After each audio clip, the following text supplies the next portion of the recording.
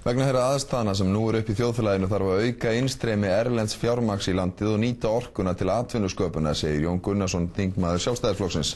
Hann gagnrýnir Samfylkinguna fyrir stefnuleysi í orku- og virkjanamálum. Katrín Pálsdóttir.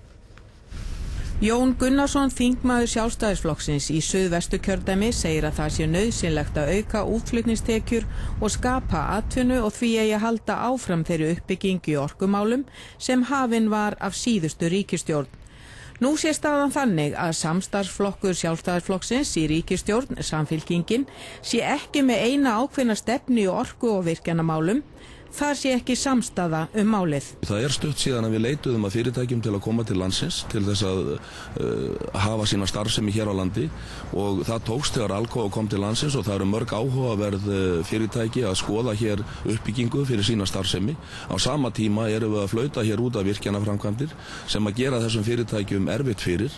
Þau eru búin að eyða hér milljónum í það að skoða okkur sem valkost. Í dag erum við að senda þeim þau skilaboð að hér sé svo ótryggt ástand og mikil ósamstaða hver skal stefna að við erum í raun að segja þeim að koma ekki nálægt okkur í bili.